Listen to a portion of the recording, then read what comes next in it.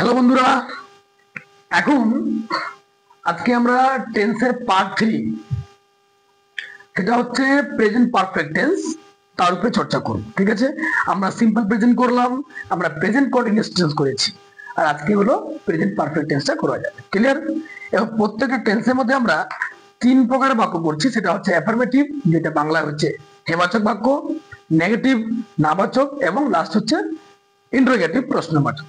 ঠিক আছে, এই 3টা বাক্যই আমাদেরকে শিখতে হবে, কারণ আমাদের সামনে ফোকাস হচ্ছে কোথায়? স্পোকেন ইংলিশটা এবং গুড ইংলিশ, যাতে লেখাটা খুব ভালো হয়, তাই গুড ইংলিশ বলবো। ওকে, গ্রামেটিক্যাল যাতে একটা ভুল না হয়। ওকে, এর জন্যই গ্রামারের উপরে বেশি প্রেসার দেওয়া। বুঝতে পারলে বেটা? চলো দেখো, ইংলিশ তো সবাই লেখে, সবাই বলে, কিন্তু কতজন গুড ইংলিশ লেখে, কতজন গুড ইংলিশ বলে, এইটা তোমাকে দেখতে হবে। ঠিক আছে, গুড ইংলিশ ব্যাপারটা খুব সহজ মনে হচ্ছে, গুড একটা অ্যাডজেক্টিভ যোগ করে দিলাম, না, এত সহজ না। গুড ইংলিশ মানে গ্রামেটিক্যালি 100% পারফেক্ট হতে হবে, 100%, নট 99.99%। তাহলে 100% হলোই না, হ্যাঁ, তখন তুমি গুড ইংলিশ বলতে পারবে। বুঝতে পেরেছো? আচ্ছা, এবার দেখো, মানে ইংলিশের রাইটিং স্কিলের ক্ষেত্রে যদি স্ট্যান্ডার্ডই মেনটেন করতে চাও, গ্রামারটা খুব ভালো রাখো, আর স্ট্রোক অফ ওয়ার্ডটা প্রত্যেক দিন 10টা 15টা ওয়ার্ড মুখস্থ করো। ঠিক, টেন্স কমপ্লিট হওয়ার পরে আমি কিন্তু ওয়ার্ড অফ স্টকস, কি কি ওয়ার্ড লাগবে, কারণ এতগুলো ওয়ার্ড সব তো মুখস্থ করা সম্ভব না, তাই না? এখন দেখে নিতে হবে কোন ওয়ার্ড গুলো চলছে, বেশি ইউজ হচ্ছে, তাহলে কোথায় পাবো? নিউজ পেপারে পাবো। ওকে, সেখান থেকে আমি কালেক্ট করব, যেটা আমি এখানে অফলাইন অনলাইন যে স্পোকেন ইংলিশ ক্লাস করাই, সব স্টক আমি জমা রেখেছি, সেটা তোমাদের সঙ্গে শেয়ার করব। তোমরা শুধু আমাদের সঙ্গে থাকো, আর কিছু না, আমার সঙ্গে থাকো, শিখি আর শেখাই। ওকে, দেখো, চলো দেখো, এর আগে যে প্রথম ছিল সিম্পল প্রেজেন্ট, তার পরিচয় তো ছিল কিছু, সেখানে কি বোঝাইতো? কোনো কাজ করো অভ্যাস বোঝাইতো। তারপরে প্রেজেন্ট কন্টিনিউয়াস, সেখানে কি ছিল পরিচয়? কাজ এখনই চলছে বা এখনই হচ্ছে, সেটা প্রেজেন্ট কন্টিনিউয়াস, কিন্তু নামই ছিল কন্টিনিউয়াস। কিন্তু এখানে পারফেক্ট, একদম পারফেক্ট, তো প্রেজেন্ট পারফেক্টের পরিচয় একটু আলাদা। কি পরিচয়? তো এই টেন্সের বাক্য দ্বারা বোঝায় যে বর্তমানে, মানে এখন, বর্তমানে, যেহেতু প্রেজেন্ট, তাহলে বর্তমানের সঙ্গে তো লিঙ্ক থাকবে না। বর্তমানে, এই যে বর্তমানে, বর্তমানে বা বর্তমান কালে কোন কাজ ইতিমধ্যে, ইতিমধ্যে মানে এখনই, রিসেন্টলি, এখনই, জাস্ট নাও, ইতিমধ্যে ঘটেছে, মানে কাজ কিন্তু অলরেডি হয়ে গেছে।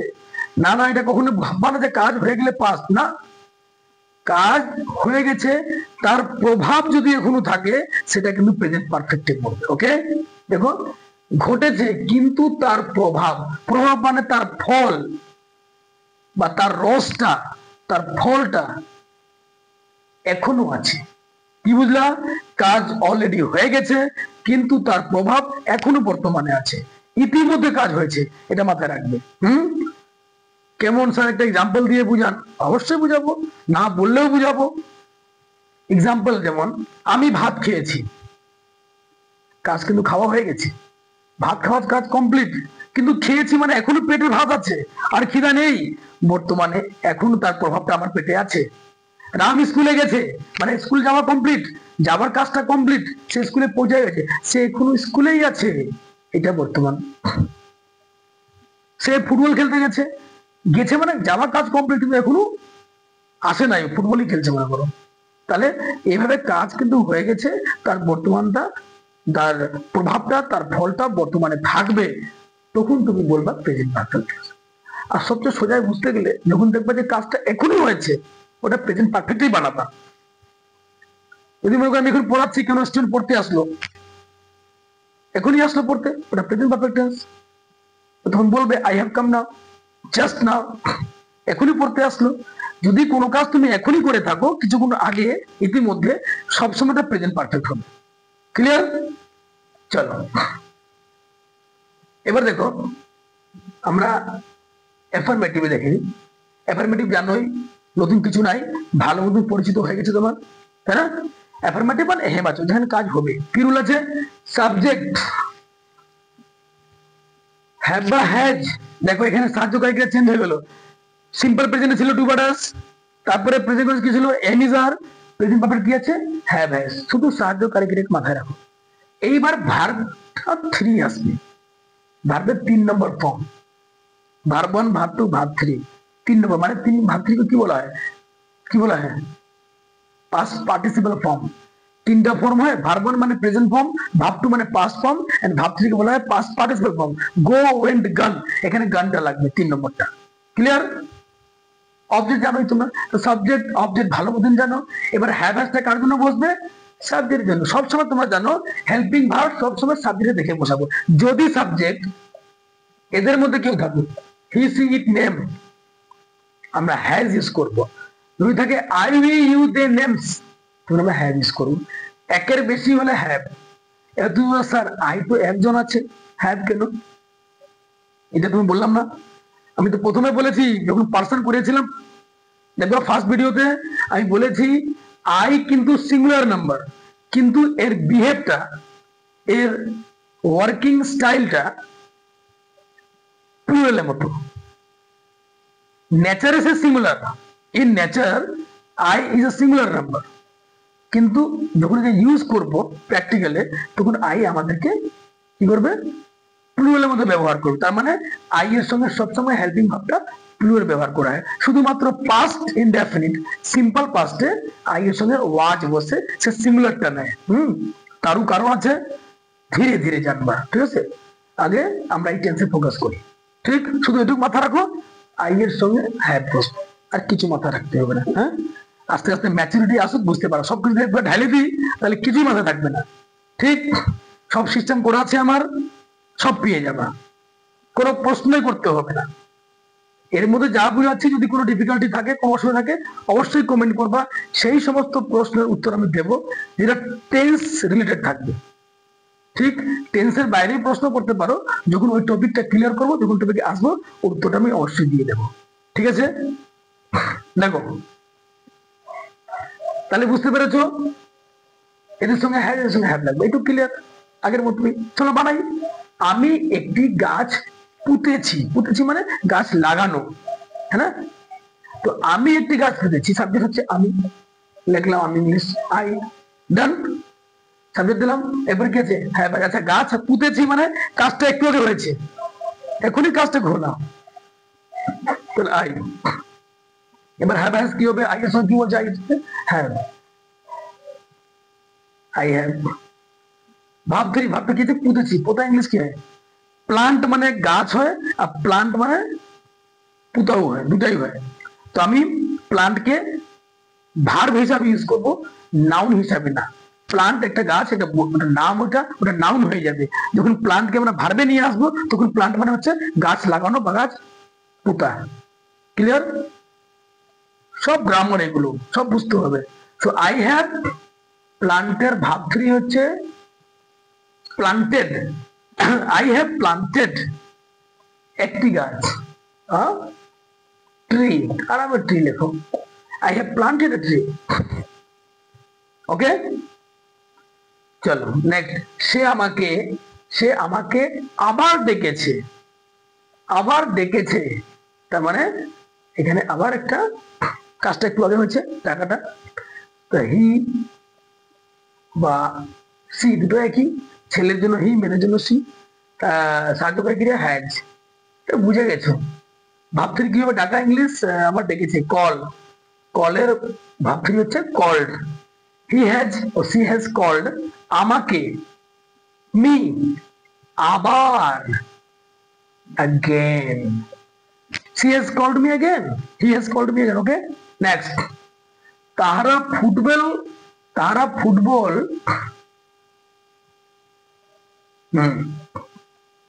খেলতে গেছে। সাবজেক্ট হচ্ছে তাহারা, ইংলিশ হচ্ছে দে। এবার সাবজেক্ট দে, দের সঙ্গে কি বসবে? হ্যাভ। যেহেতু দে হচ্ছে প্লুরাল, তাই এর হেল্পিং ভার্বটা প্লুরালে আসবে। দে হ্যাভ, হ্যালো, খেলতে গেছে, দুটো কাজ আছে, খেলা আর যাওয়া। তো এখানে ভাব থ্রি দিব, এই দুটো ভাবকে ভাব থ্রি বানিয়ে দিব না। কি বলেছি, যে কাজটা প্রথমে হবে তাকেই আমরা ভাব থ্রি করবো, বাদ বাকিটাকে টু দিয়ে নামিয়ে দেবো। টু এ বসে ভার্ব ওয়ান বসে, তো গেছে, দে হ্যাভ গান, দে হ্যাভ গান, গো ওয়েন্ট গান 3 নম্বরটা। তারপরে টু, খেলা ইংলিশ কি হয়, play, they have gone to play football. দেখো কত সুন্দর করে হয়ে গেল। সাবজেক্ট দিলাম, হেল্পিং ভার্ব হ্যাভ হ্যাজ দিয়েছি, ভাব ফ্রি এন্ড অবজেক্ট, শেষ। এটা অ্যাফার্মেটিভ। আচ্ছা যদি নেগেটিভ হয়, যদি নেগেটিভ হয় তখন কি করা যায়, তোমরা ভালো মতন জানো। যদি নেগেটিভ হয় তাহলে নেগেটিভে কি বসবে, নোট বসবে। কি বসবে নেগেটিভে, নোট বসবে। নোটটা কোথায় বসবে, এই যে আমি যদি এখানে অ্যাফার্মেটিভ জায়গাতে নেগেটিভ লিখে দিই, এগুলো তো করতেই পারবা, তবে একটু হিন্ট দিয়েছি। নেগেটিভে আমাদের নোট বসবে, আর নোটের জায়গা কোথায়, মনে করে নাও সিম্পল প্রেজেন্ট আর প্রেজেন্ট কন্টিনিউয়াস নেগেটিভ রুল, সব সময় যে কোনো টেন্স হোক না কেন তার সাহায্যকারী ক্রিয়া বা নোট বসে। এই টেন্সের সাহায্যকারী ক্রিয়া কি আছে, হ্যাভ হ্যাজ, তাহলে এইখানে নোটটা বসবে। ক্লিয়ার? তাহলে এবার যদি দেখি, আমি একটি গাছ পুঁতেছি, বাংলা যদি নেগেটিভ করি কি হবে, আমি একটি গাছ পুঁতি নাই বা পুঁতিনি, তাই তো, পুঁতি নাই। যদি পুঁতি নাই তাহলে কি হবে, আই হ্যাভ নোট। এই যে এখানে, এখানে আবার সি হ্যাজ নোট, এখানে দে হ্যাভ নোট। দেন সে আমাকে আবার ডেকেছে, এর নেগেটিভ কি হবে, সে আমাকে আবার ডাকে নাই, তাহলে কি হবে, he has not called me again. তারা ফুটবল খেলতে গেছে, তারা ফুটবল খেলতে যায়নি বা যায় নাই, they have not gone to play. মানে এখানে না না ইউজ করতে হবে, তাহলে এখানে অটোমেটিক ঠিক। বাংলা তো করতেই পারবা, ইংলিশটা দেখো, ইংলিশের মধ্যে নোটটা সবসময় সাহায্যকারী ক্রিয়া করে বসবে। তাহলে রুলটা লিখে দিলাম, এটাকে তোমার নেগেটিভ লিখে রুলটা লিখে নিও, তারপরে বাংলা লিখে তারপরে ইংলিশ লিখবা, হবে। চলো দেখো না ভালো মতন, ফটাফট টুকে নাও। এরপরে আমি ইন্টারোগেটিভে, আচ্ছা আমি ইন্টারোগেটিভের রুলটা আমি আবার একবার লিখে দিচ্ছি, যেহেতু একবার দুবার হয়েছে, প্রেজেন্ট এটা প্রেজেন্ট পারফেক্ট, তো এখানে আবার ইন্টারোগেটিভ রুলটা লিখে দিচ্ছি। জানোই তো ইন্টারোগেটিভ দুই প্রকারে বলবো, কি কি, এর আগে ভিডিওটা দেখো। কি এর উত্তর যদি ইয়েস বানাতে হয় তাহলে কি এর জন্য কি ওয়াট লিখবো, লিখবো না। কি এর কাজটা কে করবে, সাহায্যকারী ক্রিয়া। কোথায় লিখতে হবে সাহায্যকারী ক্রিয়াকে, সাবজেক্টের আগে, মানে এই হ্যাভ হ্যাজটাকে সাবজেক্টের আগে নিয়ে আসবো, এটা কি এর জন্য। কিন্তু যদি বলি যে কি এর উত্তর যদি ইয়েস বানাতে না হয়, ডিটেলসে দিতে হয়, তখন তো ওয়াট লিখতে হবে। তার উল্টো তোমরা জানো ডব্লিউএচ রুল হবে, ডব্লিউএচ কোথায় বসবে, সাহায্যকারী ক্রিয়ার আগে, আর সাহায্যকারী ক্রিয়া কোথায় বসবে, সাবজেক্টের আগে। সিম্পল, আগের মতো রুল তোমরা বানাইতে পারবে, তবু আমি একটা একটা করে দিচ্ছি, ঠিক আছে। এটা ফটাফট করে নাও দমদম।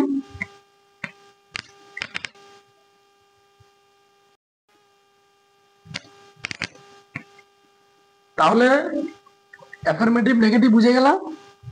এবার দেখো ইন্টারোগেটিভ সেন্টেন্স। দেখো ইন্টারোগেটিভে পরিচয় 1 এবং পরিচয় 2 দুটো রেখে দিয়েছি, একদম অ্যাজ ইউজুয়াল আগের মতোই আছে, কিচ্ছু পরিবর্তন নেই, তাই না। এই জন্য ভাবছিলাম লিখবো না, কিন্তু যেহেতু প্রেজেন্ট টেন্সে প্রত্যেকটা টেন্সে লিখেছি, এই জন্য এটা লাস্ট লিখে দিচ্ছি।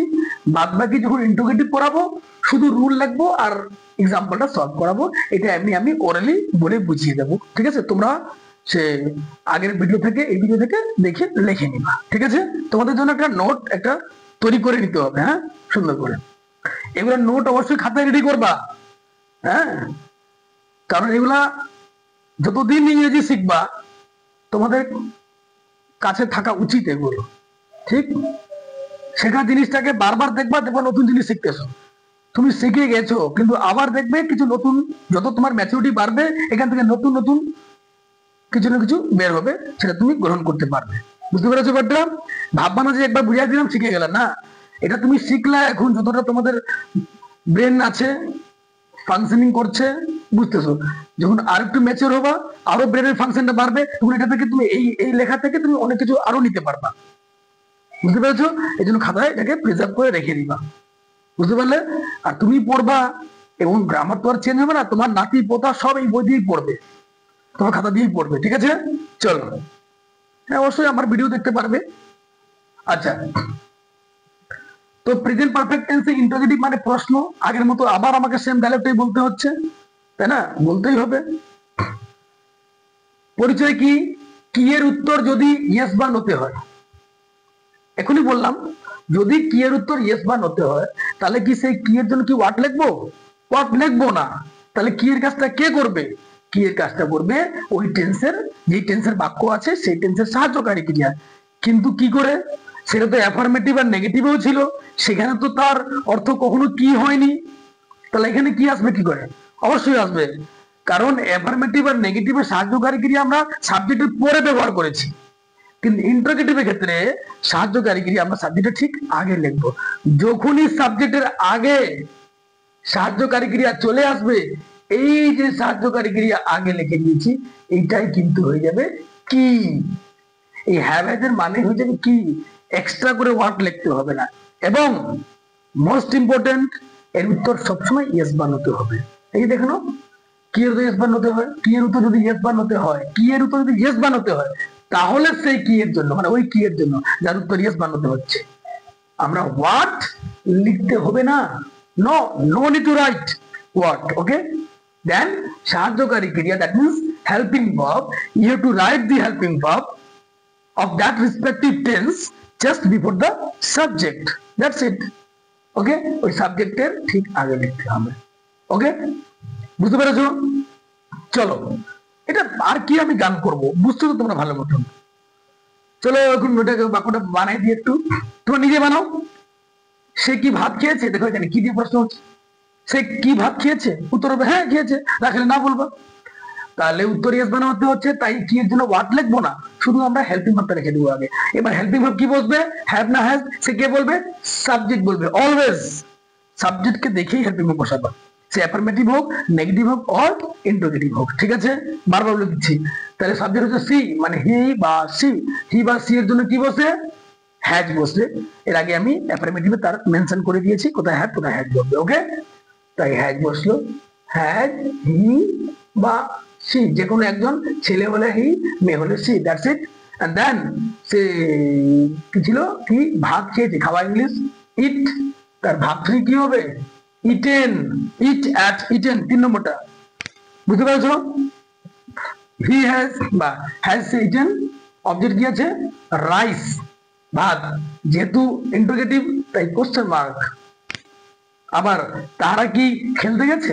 উত্তর হবে হ্যাঁ গেছে, না গেলে না, মানে উত্তর ইয়েস বানাতে হচ্ছে। কি দিয়ে প্রশ্ন হচ্ছে এবং উত্তর ইয়েস বানাতে হচ্ছে, তাই কি এর জন্য ওয়াট লিখবো না, সাহায্যকারী ক্রিয়া আগে লিখে দেবো। সাহায্যকারী ক্রিয়া কি বলবো? সাহায্যকারী ক্রিয়া তাহারা, একের বেশি, হ্যাভ,